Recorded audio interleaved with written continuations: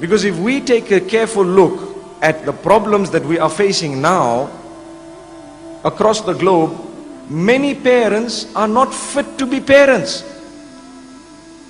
Really, many people have married and they still have a lot of rectification, and suddenly they have children. They themselves, who need to guide the children, need guidance. That is what we are faced with nowadays.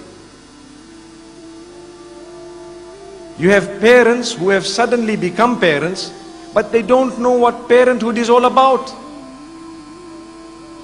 Because the responsibility that comes with a child is very great, and they think it's a joke. And in order to address this, we need to go a little bit deeper to resolve the matters and between the children and the parents, and to try and give the children the best of upbringings. We need to know that the husband and wife themselves need to have a sense of responsibility, and that sense of maturity and responsibility will only come when you are disciplined, when you are strict on yourself. So many times you have young boys, I'm not so sure of the girls, but I can talk for the boys. You have young boys who have their friends, they sit with their friends up to 12 at night and 2 in the morning. Then a few years later, they get married.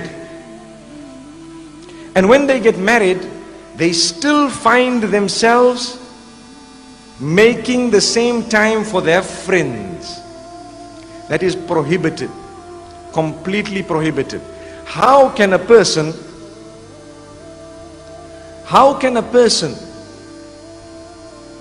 who has now taken somebody's daughter still give preference to his friends over his own wife? And this is a sickness that many people are guilty of. The time that you spend with your spouse is an act of worship in Islam. The time that you spend with your family members is an act of worship in Islam. So many people give preference to their businesses over their family members. Many people just sit and give preference to a newspaper over their family members. It's a fact.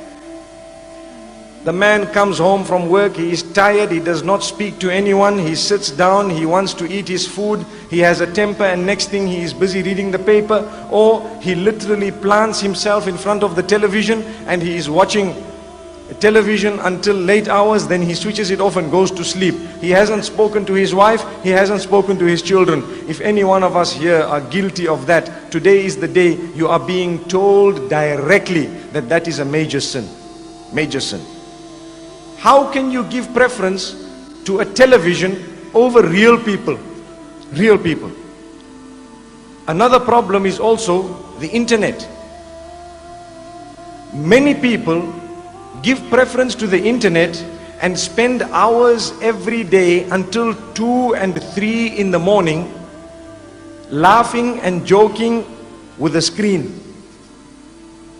If you want them to laugh, really, you've got to put a screen in front of them. They will see what is known as emoticons. You know what is an emoticon?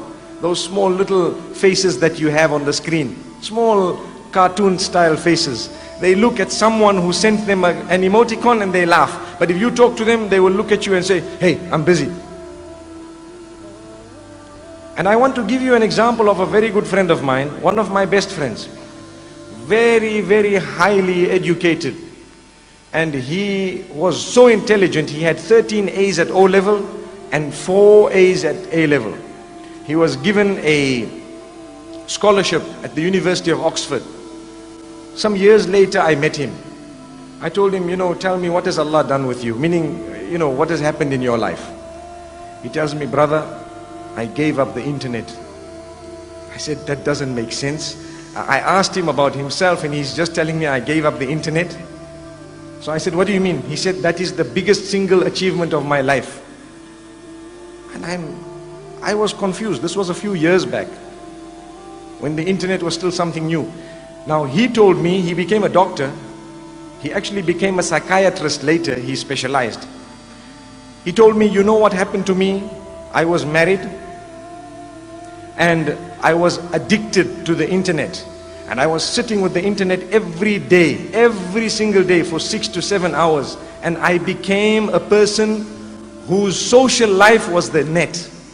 All my friends were on the internet. All the people I spoke to were on the internet. I ate, and mostly I even asked for the plate of food to come in front of the screen. So I would eat whilst I'm busy typing, whilst I'm busy looking, and so on. And he says, I lost my wife, in the sense that she left him. She deserted him after some time. Why? Because if you are not going to give due attention to your wife, who do you want her to get that from? That's a question. Many people are guilty of not spending lighter moments even with their own wives. Where do they want that wife to go and get that from? It is true, and we need to talk about it, because so many women are suffering in silence. It's a fact of life. They are too embarrassed to mention what is going on. And that is the beginning of the problem. Imagine the children that come out of such a relationship. What warped upbringing will they have? What type of a relation will there be between parent and child when the parent-parent relation is non-existent? So many people are guilty of not understanding that they have taken someone's daughter with the name of Allah. When we are officiating a nikah, you and I know that there are certain verses that are read. I'm sure you all know those verses. All of those verses have the consciousness of Allah mentioned in them. And I feel, and let's listen to this very carefully, that the most important verse is the third verse that is read. يا أيها الذين آمنوا اتقوا الله وقولوا قولا سديدا. O you who believe, be conscious of your Rabb, be conscious of your Creator, be conscious of Allah subhanahu wa ta'ala, and only utter that which is upright, that which is straight, that which is full of happiness, that which is full of contentment, that which is full of truthfulness, that which is away from falsehood, that which is away from deception, that which is not vulgar at all. That is the meaning of the term sadidan. Sadid means that which is straight. It will result in all forms of goodness, and it will keep you away from all forms of bad and evil. Why is this verse repeated when we are getting married? Can I inform you of one of the reasons? One of the reasons is that, do you know that 90% of your problems are caused by the tongue? 90% of any human being's problems are caused by the tongue. So Allah is saying, watch out, be careful how you use that tongue of yours, especially in marriage. The question I have, how many of us utter words to make our spouses feel good? How many of us utter words to put a smile on the faces of our spouses on a daily basis? I think a lot of us are guilty of never doing that, or doing it very little. Every single day it would be an act of worship for myself and yourselves to say a few words to make your spouse smile, both male and female. An act of worship. If we don't do that, we will have a hollow society. Outwardly, everything seems to be okay. Inside, nothing is okay. And people are suffering in silence. Why do we need people to suffer in silence? We don't. No one needs to suffer. Daughters are so special that when a male marries a female, he is reminded constantly that who you have married is the special child of someone, dear to someone. So we tell the husbands that when you look at your wife, don't just look at her as your wife. That's not the only title she has. She had a title before that which was more dear and more valuable. What was it? she is the daughter of so and so. She also has her own family that loves her and respects her. So do not disrespect her. Do not abuse her. Like they say, don't make her cry. You know, when my wife cries, I always tell her I'm not supposed to allow you to cry. She says, I cry out of joy. MashaAllah. Okay, that's good. That's a good sign. So if you're crying out of joy and happiness, alhamdulillah. But if you're crying out of, sadness, you're stuck, there's no way forward, wallahi, Allah has heard the cry of a wife and a daughter. If you take a look at Surah Al-Mujadalah, named after a woman who came through in order to present her case to Muhammad sallallahu alaihi wasallam, where the husband became disinterested in her. Listen to this, and inshallah I will end on this note. I tell you, very interestingly, there was a woman known as Khawla binti Tha'laba radiyallahu anha. So what happened to her is, she was married, and mashallah, a pretty beautiful woman, next thing expecting, she has a child, and when you have a child, what happens? Subhanallah, people forget that you've now born children, you've graduated into a new level of, motherhood now, and so on. You will not be the same girl you used to be 20 years back. Things have to change. Perhaps you may change in so many ways. You become wiser, and perhaps you may even become a little bit heavier. May Allah subhanahu wa ta'ala grant us ease. She complained because her husband started losing interest or showed disinterest. He was not interested. And he started saying, whenever she was trying to get his attention, he would say, you're just like my mother, man. It's okay. You're just like a mother to you, just like my sister, and so on.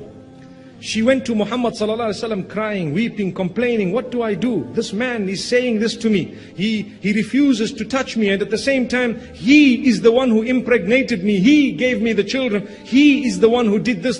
When I married him, I was in tip-top shape, and so on. My mothers and sisters, I just want to pause for a moment to tell you that does not mean that when you have given birth, you should just lose yourself. No, go back. You will be able to retain a lot if you work on it. May Allah subhanahu wa ta'ala help us. Whether they are sit-ups, leg-ups, whatever you want to call them, they work. Trust me, they actually work, dedicatedly. So don't use a hadith in order for you to throw yourself, to the side. No, work on it. You will feel good by the will of Allah. Like I said, do it for the right reasons. Going back to this narration. So as she's complaining, do you know what happened? The Prophet ﷺ, obviously it's a difficult situation. What do you say? You need to convince the man. Verses were revealed. قَدْ سَمِعَ اللَّهُ قَوْلَ الَّتِي تُجَادِلُكَ فِي زَوْجِهَا وَتَشْتَكِي إِلَى اللَّهِ. Indeed, Allah has heard the argument of the woman who has come to you complaining to Allah subhanahu wa ta'ala. Allah has heard it, and then He gives the response, and it's a long set of verses where Allah speaks of the punishment of those who say those type of statements, and how special and important the woman is. You don't just say these words. So may Allah subhanahu wa ta'ala help us to make the correct decisions in life. اقرأ كتاب الله ترق جنانه وتنل عظيم الأجر والغفران رتله روي القلب من نفحاته كالماء يروي لهفة العطشان